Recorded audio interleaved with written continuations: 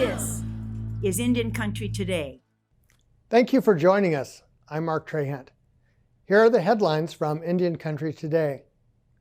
The Urban Indian Health Institute in Seattle, Washington is releasing a study regarding American Indian and Alaska Native peoples' knowledge, attitudes, and beliefs about a COVID-19 vaccine. The study, with the first ever national data, surveyed American Indians and Alaska Natives from 46 states. They represent more than 300 tribal affiliations. The information ranges from individuals' willingness to receive a COVID-19 vaccine to the hurdles they face when accessing healthcare and resources. Abigail Echohawk is Pawnee and the director of the Institute. She says that Native communities have unique challenges and needs that are not usually considered in public health campaigns. American Indian and Alaska Native people continue to be disproportionately impacted by the coronavirus.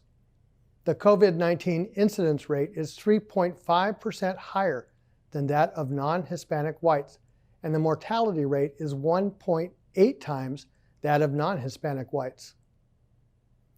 The Mandan, Hidatsa, and Arikara Nation in Newtown, North Dakota is now reaching more tribal citizens to get them vaccinated. How? Well, they just opened a vaccine call center. As they say, operators are standing by to help citizens schedule their first dose. The call center is open on weekdays from 8 to 5 Central Time. Elders who have already received the vaccine are being reminded to continue wearing their masks. A bill called the Crown Act is making its way through the New Mexico legislature. It would protect students and workers from discrimination against hairstyles or religious coverings, and it's cleared its first legislative hurdle. The bill won a unanimous endorsement from the House Education Committee. During testimony, some talked about a 2018 case where an Albuquerque teacher was accused of cutting a Native American student hair during class on Halloween. If the bill is passed, New Mexico would be the 8th state in the nation to protect students and workers against hair discrimination under the Crown Act. The bill is sponsored by House Majority Leader Cheryl Williams Stapleton and Representative Patricia Roybal Caballero. The city of Albuquerque adopted a municipal version of the Crown Act earlier this month.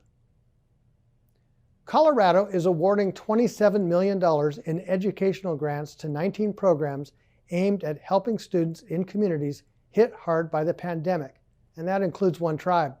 Governor Jared Polis made the announcement on Monday.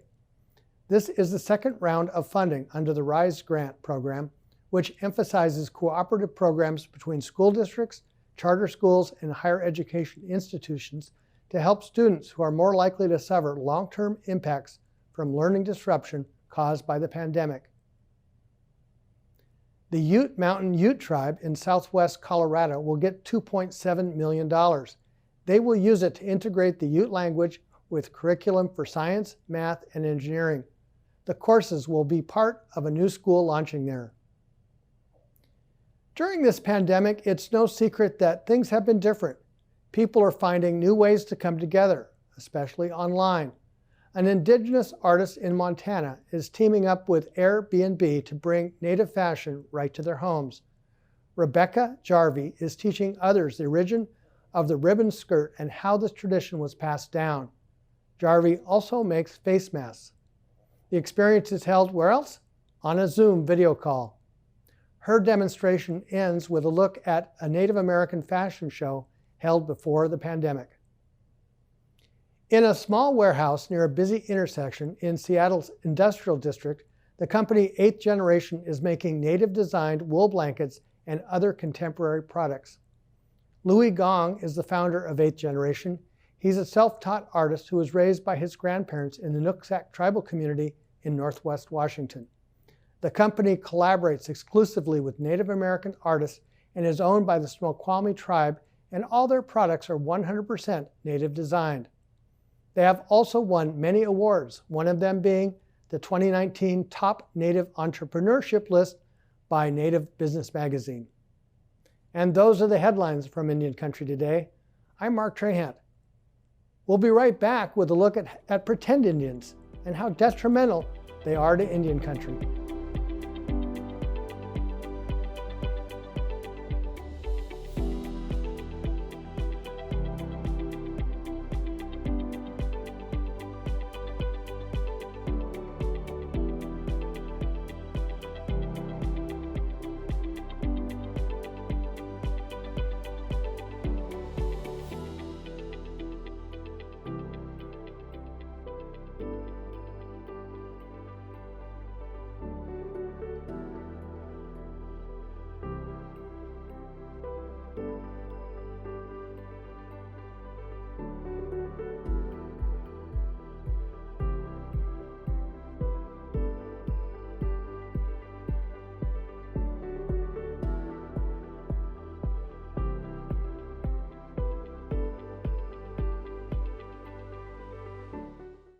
First Nation filmmakers are pushing for new legislation in Canada to penalize people who pretend to be Indigenous in order to gain access to grants, awards, and jobs intended for Indigenous people. There's a long history of non-natives assuming a tribal identity, everything from using redface in a Hollywood film to the antics of the Boston Tea Party. Jeff Bear is a seasoned journalist who makes documentary films. He's Maliseet, and one of his most recent film series is Samaqan Water Stories. It's about the power of rivers. He also has produced a new series, From Petroglyphs to Pixels. Jeff Bear joins us today to discuss Indian country's pretend Indian problem. Welcome, Jeff. Yes, thanks, Mark. It's a pleasure to be on your show.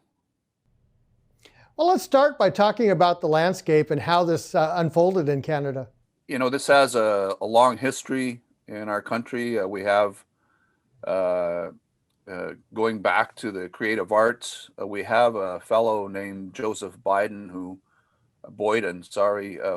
has written some successful books. And he was, the star of the media, Canadian mainstream media, for many years as a spokesman. He even appeared in front of the Truth and Reconciliation Commission, our examination of residential schools here. And he basically claimed to be Métis, but he couldn't identify that more than the word Métis. And he was outed by the literary community. They were quite upset that he took the identity and basically, really loved the spotlight. He danced in front of the cameras, and he basically appeared in radio shows, television, magazines, newspapers, and when they found out he was Métis, it happened just before Christmas a couple of years ago. And the fallout was incredible, because he took a big fall when he couldn't prove his identity. More recently, a woman by the name of Michelle Latimer claimed to have had ties to Métis as well. And she identified herself as being a Métis from Kittigan-Zibi. CBC journalist Jorge Barrera uncovered the story after Jeff Barnaby, a Mi'kmaq filmmaker, had written to a number of people after the Toronto International Film Festival, where the media, the CBC in particular, fawned all over her and claimed she was leading the new generation of filmmakers into a very new world. It's discovered since that she has absolutely no ties to Kittigan-Zibi. Jorge talked to some elders up there and discovered this unruly fact. And so, basically she's taken a fall too. This is not unlike the situation in America where Ward Churchill falsely claimed to be native of native ancestry. And, it's an issue that goes back in time. And even our people, Mark, our people had racially identified themselves as white because they had white phenotypes back in the day when assimilation was the big push, and racial inequality was just the thing of the day. I have ancestors who went into business and falsely claiming they were French. So it's a crossover of identities, a crossover of races, but it's different now than it was 125 years ago when we were trying to find equality. Now that we have equality, it seems like it's become a bit of a burden. We're supposed to know where we come from, to know where we're going, but it was George Harrison who said that if you don't know where you're going, any road will take you there. Indeed. There's so many aspects to this story, but one of the ones that I think is really profound is the danger of telling stories that you don't know. Precisely. And it comes out in things like the TV series Trickster, which okay, this is one of the series that the said Kitigan Zebi Métis was directing, and Latimer was the director, and she, together with a company out of Toronto, got the rights to the novel that was written by Thomas King. Sorry, Inconvenient Indian was Thomas King. Trickster was written by Eden Robinson from Kitimat, Haisla woman. She, so they, basically they acquired the rights to this, and Sienna Films is a non-Aboriginal out of Toronto, non-Indigenous company that, raised the money to do this through CBC television. And we watched the series, and it's shot in Ontario, but the stories take place on the West Coast. So a lot of people from the West Coast were a little bit disturbed by that. Nobody really recognized the storylines, as happens in adaptations. You change the stories to suit the the storylines adopted by the interpreters, the people who are writing the scripts. And they got they got a lot of it wrong, essentially. And when that happens, you water down our culture, you water down our history. But more than that, it was it's been upsetting our industry. Like, it hurts some of our industry members because it deprives them of jobs. It deprives them of opportunities to go and basically be part of the larger television and film industry. Leaves us in our own little box. Well, when you think about having legislation with criminal penalties, really that economic harm is what drives that, wouldn't you think? Well, absolutely. And Tamara Bell is a Haida filmmaker, and she is the one who, in recent weeks, has made some gain in the media to expose this fraud. And she's calling it ethnic fraud. And she says that we should have legislation in Canada to, monitor this, to police it. And in the case of the Trickster, we're talking about potentially between 18 and $20 million. And a producer is entitled to take 20% of their budget. So we're talking anywhere between, $3 and $3.5 million that went to the producers. The producing company in Toronto is shared by the Latimer person, and so it's big money. $3 million for an Indigenous company, would be a boost in building your infrastructure, in helping you to develop other story ideas, helping you to buy your own rights to books. And we have a number of authors coming up with great stories. People who really know the stories. Thomas King knew his story. Eden Robinson knows her story. So many others know their story, but they just are in there. And I think it partly it's the fascination and weakness of networks and movie distributors who find talent. Okay, if you're talented, then why should you want to also claim Indigenous? But it's a weakness, and it's a weakness in the system, because the system is all about self-identification. And if you all you have to do is self-identify. It's checking a box. So the box checking has been part of the problem in your country and in our country, and it's affected Black Americans. It affects the Latin community. Up here, it affects the Indigenous community and the French community. And it's got to stop. And it's a crime to be taking jobs away and money away from Indigenous producers and directors and writers who can come forward with their own stories.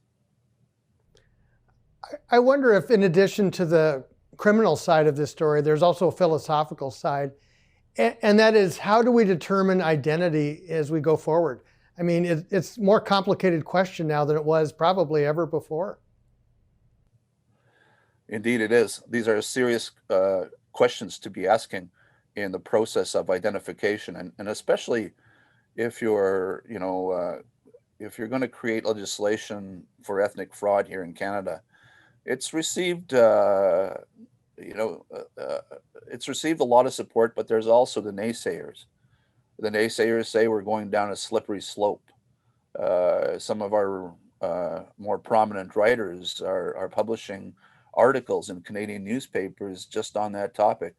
Unfortunately, one of them is just basically making fun of this whole situation, and there's nothing funny about it. But philosophically, I think that's where the damage is beginning. You know, is through divisions. You know, some art of war, for example. You know, the divide and conquer, age-old mechanism to divide our people. It's unfortunate that these kinds of things are coming up, but also, you know, like philosophically, you know, the question is always comes down to Métis. For Indigenous people, First Nations who have tribal affiliations and clan affiliations, we have no problem identifying ourselves to our community.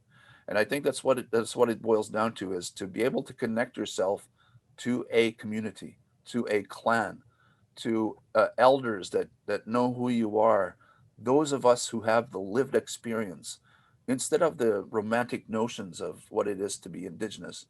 You know, gone are the days of gray owl. Uh, we don't have to deal with Peter Lafarge anymore, even though he wrote some great songs.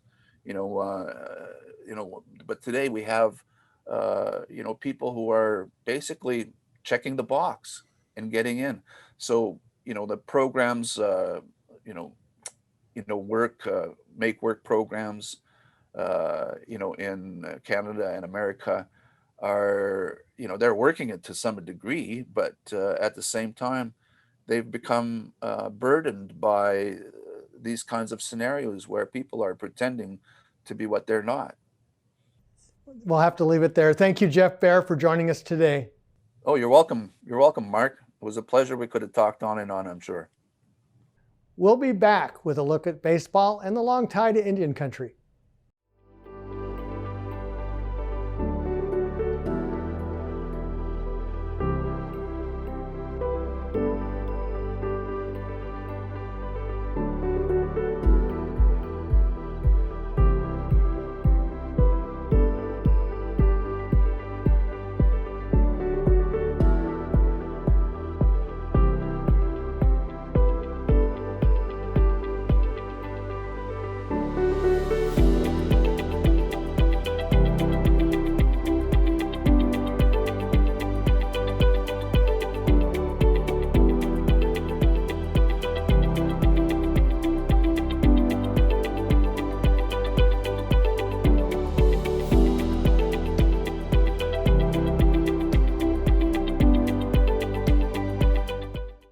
The passing of Hank Aaron is bringing out some history that many people might not know about.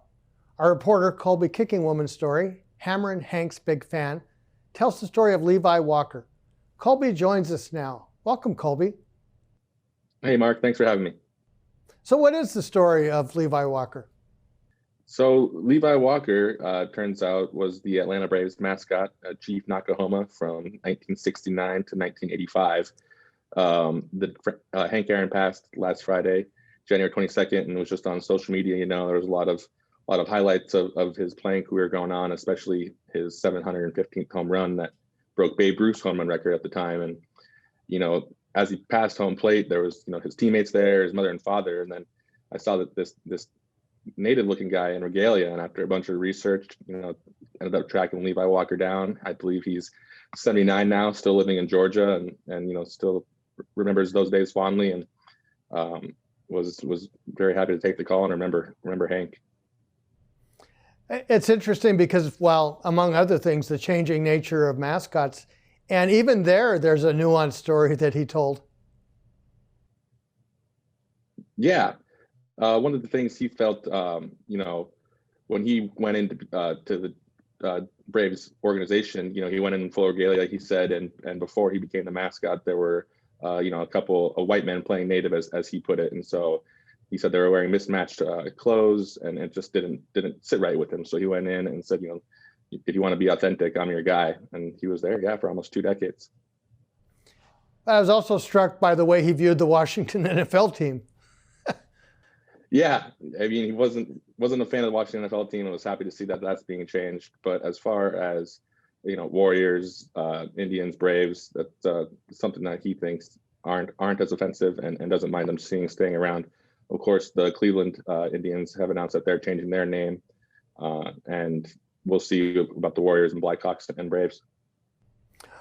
Well, and there's so many different ways to look at this, but I've always been struck by the Warriors because they gave up the Indian mascots a long time ago. And in many cases, if you're a young person, you don't even know it came out of that.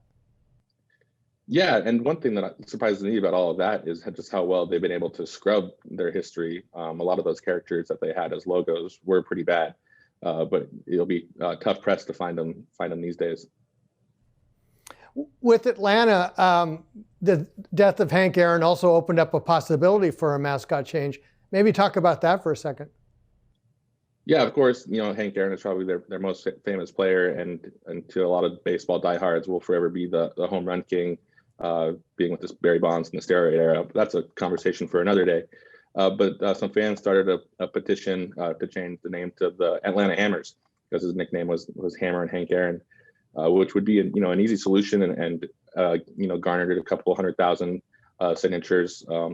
So we'll see. I doubt it happens. The Braves organization has long maintained that the Braves name honors Native Americans. Although they did take down a sign that says "Chop On" to try and stop fans from doing the tomahawk chop, but as fan bases go, it still continues. I wonder if, did you get a chance to ask him about how young people see this issue now, and how kind of the field has changed in terms of views? We only touched on it briefly. As I said, he's getting up there in age, and it only talks so long. But the way he sees it is he was just glad to see the Washington football team go. And as for the rest of them, they're not as high on his priority list for things that need to go. Well, I'm curious, how do you see, kind of the big one is, are we going to have a baseball season that moves on beyond the pandemic, or what's kind of the early call on that? Well, I just think there's so much money involved in all these major league sports organizations that they have to find a way. Even when players test positive for COVID, they have these strict protocols in place that keep them out for X amount of days, and they do contact tracing, and even in NBA now, they have the benches. Players have to sit so far apart, and they've even instituted protocols that you sit next to somebody on the bench, you have to sit next to them on the plane. So there's just, the money's too astronomical to not have a season, especially after last year when they had to have shorter seasons with less games. Owners want to make that money back for sure, so they'll have it in some capacity.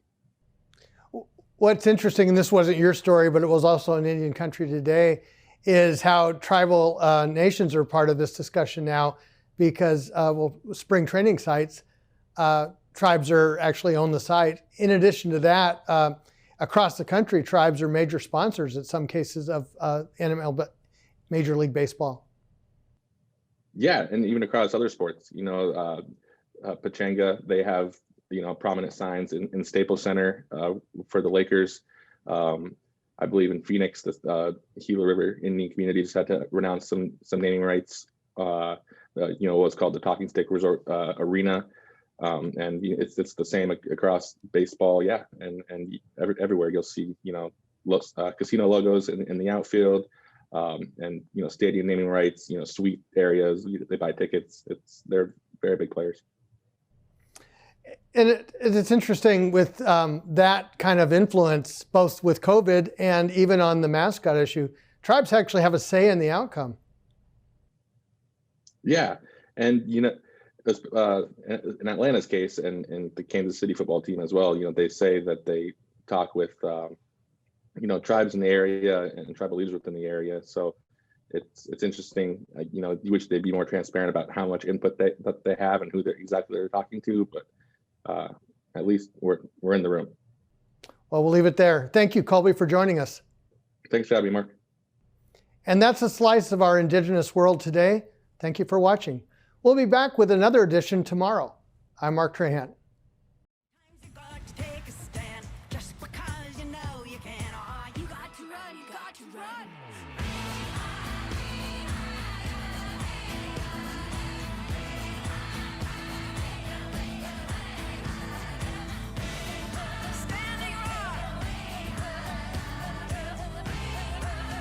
Indian Country Today is recorded at the Phoenix Indian School Visitor Center in Phoenix, Arizona. This is Indian Country Today.